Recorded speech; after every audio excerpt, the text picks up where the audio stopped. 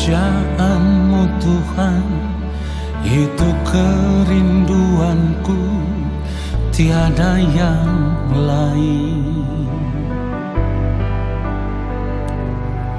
Ku mau mengasihi-Mu sampai tiba waktu-Mu bagiku.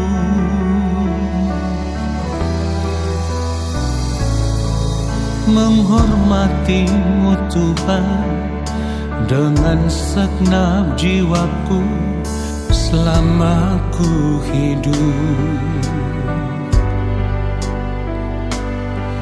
Ku mau jadi anak-Mu yang taat dan setia selamanya. Ku mau seperti Yesus, ku mau seperti Yesus.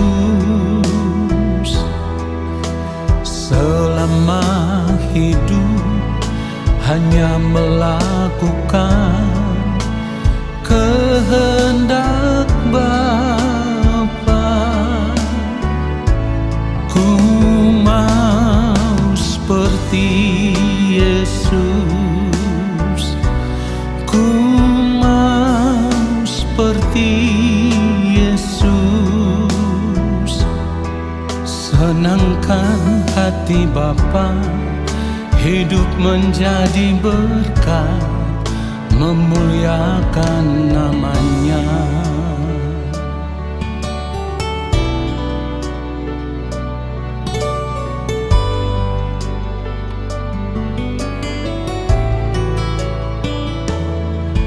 Menghormati-Mu Tuhan dengan segenap jiwaku selama ku hidup.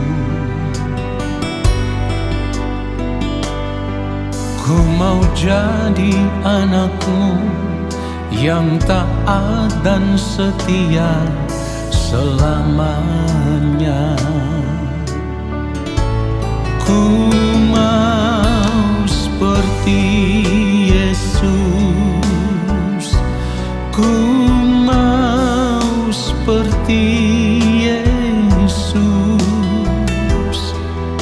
Selama hidup hanya melakukan kehendak Bapa. Ku mau seperti Yesus,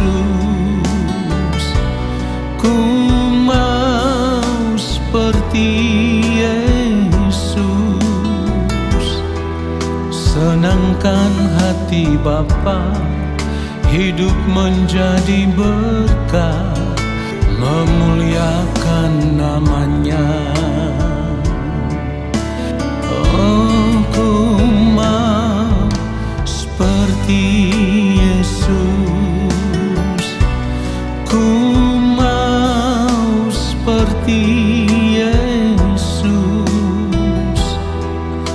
Selama hidup hanya melakukan kehendak Bapa.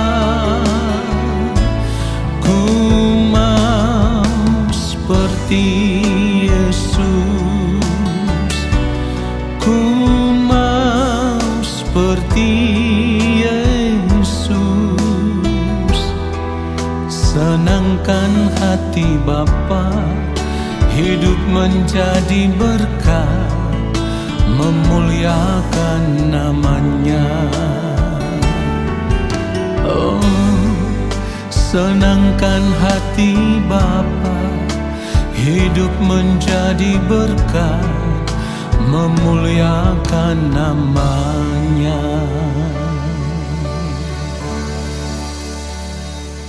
Mari kita berdoa. Yang Maha Kudus, Allah Bapa kami yang ada di dalam kerajaan sorga, kembali saat ini kami semua ada di hadapan Bapa, dan kami semua mau menanti-nantikan Bapa berbicara bagi kami. Kuduskanlah kehidupan kami yang maha mulia. Dalam segala ketidaktepatan hidup kami, kiranya Bapa berkenan mengampuni kami, menyucikan, menguduskan kami, dan membaharui kami, supaya ketika kami ada di hadirat Tuhan, kami ada dalam keadaan berkenan di hadapan Bapa. Dan ketika kami mendengarkan akan kebenaran firman-Mu ya Allah, Roh Kudus Tuhan yang mengurapi kami, Roh Kudus Tuhan yang memberikan kami hikmat pengertian, supaya kami boleh mengerti akan kebenaran ini sesuai dengan kehendak Bapa di sorga. Bapa, hamba hanyalah alat. Pakailah lidah bibir mulut hamba untuk menyampaikan akan kebenaran firman-Mu. Tetapi biarlah itu semua merupakan kebenaran yang benar-benar berasal dari hati Bapa di sorga, dari pikiran dan perasaan Bapa. Dan kami mau hidup seturut firman-Mu. Di dalam nama Tuhan Yesus Kristus, kami semua menyiapkan hati kami untuk menerima kebenaran firman Tuhan saat ini. Haleluya. Amin. Saudara yang dikasihi oleh Tuhan Yesus Kristus, kita harus mengerti bahwa menjadi Kristen yang sejati itu merupakan tujuan utama dari kehidupan kita sebagai orang percaya. Nah, Kristen yang sejati itu artinya kita harus menjadi manusia atau menjadi pribadi seperti yang Allah Bapa di sorga kehendaki. Di sini kita harus mengerti bahwa Kristen itu bukanlah agama yang hanya melakukan perbaikan-perbaikan atas moral manusia saja. Tetapi menjadi Kristen yang sejati harus membuat kita memiliki hidup yang baru. Ini artinya kita harus meninggalkan kehidupan yang lama. Itulah kenapa kalau kita melihat Efesus pasal yang keempat ayat 24 dikatakan, dan mengenakan manusia baru yang telah diciptakan menurut kehendak Allah di dalam kebenaran dan kekudusan yang sesungguhnya. Nah saudaraku, hal ini juga sejalan dengan apa yang dikatakan di dalam Kolose pasal yang ketiga ayatnya yang ke-10, dan telah mengenakan manusia baru yang terus-menerus diperbaharui untuk memperoleh pengetahuan yang benar menurut gambar kaliknya.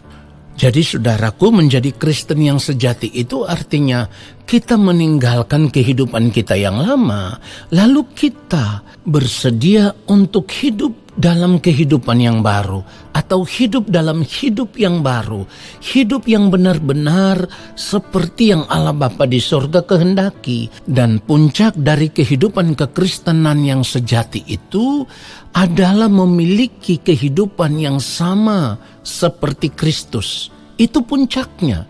Sehingga kita bisa berkata, hidupku bukan aku lagi, tetapi Kristus yang hidup di dalam aku. Itulah yang dimaksudkan firman Tuhan di dalam Galatia pasal yang kedua. Kalau kita melihat ayat 19 dan ayat yang ke-20. Sebab aku telah mati oleh hukum Taurat untuk hukum Taurat, supaya aku hidup untuk Allah. Aku telah disalibkan dengan Kristus. Perhatikan itu, aku telah disalibkan dengan Kristus. Jadi kehidupan kita yang lama itu sudah seharusnya tidak ada lagi. Sudah mati hidup kita yang lama. Ayat yang ke-20, namun aku hidup, tetapi bukan lagi aku sendiri yang hidup, melainkan Kristus yang hidup di dalam aku. Dan hidupku yang kuhidupi sekarang di dalam daging adalah hidup oleh iman dalam Anak Allah, yang telah mengasihi aku dan menyerahkan dirinya untuk aku. Nah, saudaraku, perhatikan itu. Saudaraku, jadi di sini kita tidak bisa bangga hanya menjadi orang Kristen saja, ya. Kita tidak bisa bangga sudah berapa lama kita menjadi orang Kristen. Itu bukan ukuran. Tetapi apakah hidup kekristenan kita sudah menunjukkan kehidupan bahwa kita sama seperti Kristus atau belum? Jadi menjadi orang Kristen sejak lahir, sekali lagi saya mau katakan itu bukan ukuran. Karena menjadi Kristen yang sejati itu berarti harus sama seperti Kristus. Hidupku bukan aku lagi, tetapi Kristus yang hidup di dalam aku. Ini yang harus terlihat ya. Ini gambaran kehidupan kekristenan yang sejati itu.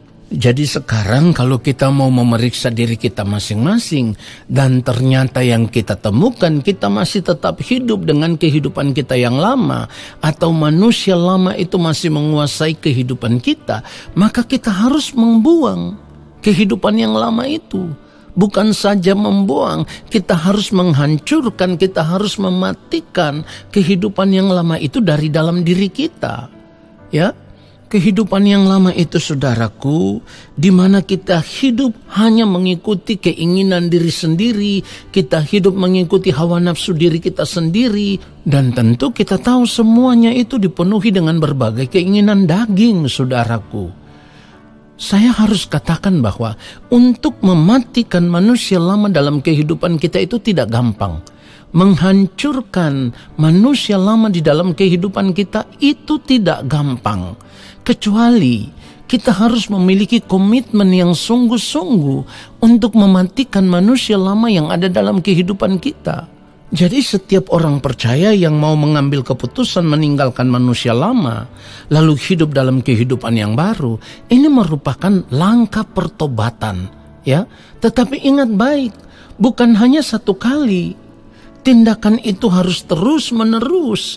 Jadi kita harus tetap ada di dalam komitmen tidak lagi mau hidup di dalam kehidupan yang lama. Kita mau terus hidup di dalam kehidupan yang baru. Lalu setiap hari kita mengisi hati dan pikiran kita dengan kebenaran, kebenaran, dan kebenaran. Supaya pada akhirnya hari demi hari terjadi pembaharuan di dalam pikiran kita. Ketika kita terus mengisi bejana hati kita dengan kebenaran, lalu pembaharuan itu terjadi setiap hari di dalam kehidupan kita, kita terus hidup di dalam kebenaran, hidup dalam kesucian kekudusan, maka Roh Kudus akan terus menuntun kita, memimpin kita kepada seluruh kebenaran. Jadi apapun yang kita lakukan sudah tidak lagi mengikuti hawa nafsu diri kita, tetapi kita mau menyerahkan hidup kita terus dipimpin oleh Roh Kudus. Dan dalam pimpinan Roh Kudus itulah kita hidup hanya untuk melakukan kehendak Allah Bapa di sorga. Tadi saya katakan bahwa ketika kita bersedia mengenakan manusia baru, itu merupakan langkah pertobatan saudaraku. Tetapi pertobatan itu kan harus terjadi secara terus-menerus, berkesinambungan, sampai pada akhirnya kita dimerdekakan dari dosa. Artinya kita sudah tidak ingin lagi melakukan segala sesuatu yang bukan merupakan kehendak Allah. Tentu kita harus berjuang untuk setiap hari mengisi bejana hati kita dengan kebenaran. Kita harus tetap tinggal di dalam kebenaran, atau dengan kata lain, kita harus tetap tinggal di dalam firman, dan firman itu harus tinggal di dalam kehidupan kita. Apa yang Tuhan Yesus katakan di dalam Yohanes pasal yang ke-8 ayat 31 dan 32 itu jelas sekali. Maka katanya kepada orang-orang Yahudi yang percaya kepadanya, jikalau kamu tetap dalam firman-Ku, kamu benar-benar adalah murid-Ku.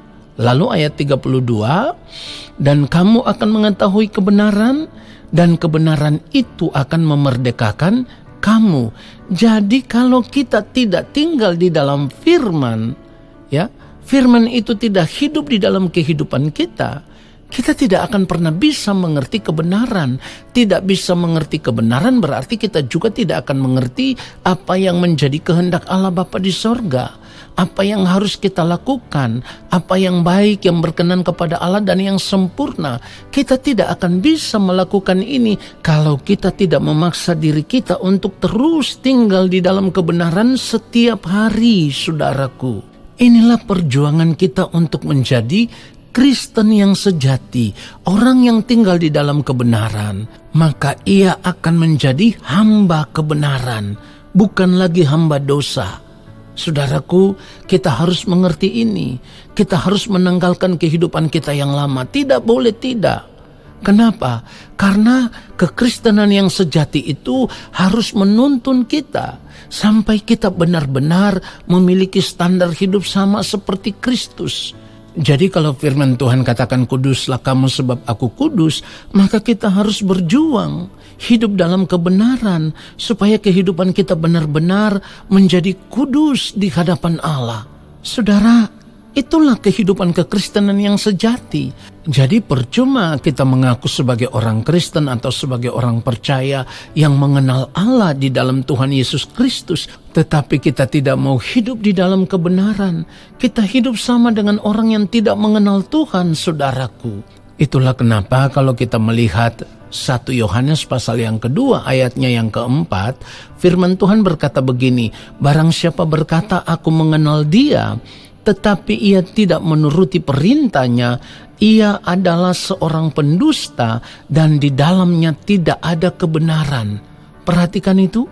Jadi ketika kita berkata kita mengenal Tuhan Yesus, tetapi kita tidak hidup sama seperti Tuhan Yesus, itu artinya kita berdusta. Kebenaran tidak ada di dalam diri kita. Jadi kekristenan kita menjadi kekristenan yang fantasi, saudaraku. Bukan Kristen yang sejati. Bukan Kristen seperti yang Allah Bapa di sorga kehendaki. Karena sudah berulang kali saya katakan, Kristen itu berarti sama seperti Kristus. Jadi kalau hidup kita tidak sama seperti Kristus, maka kita bukan orang Kristen. Catat itu saudaraku, kita bukan orang percaya. Kita bukan anak-anak Tuhan. Saudara suka atau tidak suka, ketika kita tidak hidup sama seperti Kristus, kita bukan orang Kristen. Orang yang tidak hidup sama seperti Kristus tidak akan mungkin bisa hidup melakukan kehendak Allah Bapa di sorga. Orang yang tidak hidup melakukan kehendak Allah Bapa di sorga dapat dipastikan ia tidak akan pernah dikenal oleh Allah sebagai anak-anaknya. Dan itu artinya ia juga tidak akan bisa diterima di dalam kerajaan Allah. Oleh sebab itu, ketika kita mengerti kebenaran ini, kita harus berubah. Meninggalkan kehidupan kita yang lama, kita mengenakan kehidupan yang baru. Bagiku, hidup adalah Kristus dan mati adalah keuntungan. Kiranya kebenaran firman Tuhan ini memberkati kita semua. Mari saudaraku, arahkan hati kita di hadapan Tuhan. Angkat tangan kita di hadapan Tuhan. Dan biarlah Allah Bapa di surga menurunkan tangan dan memberkati kita semua.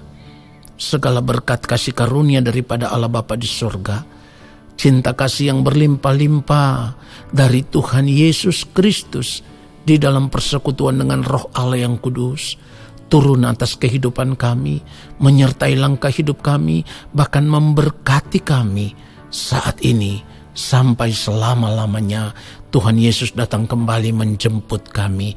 Segala berkat itu kami terima dengan iman percaya dan ucapan syukur di dalam nama Tuhan Yesus Kristus. Haleluya. Amin.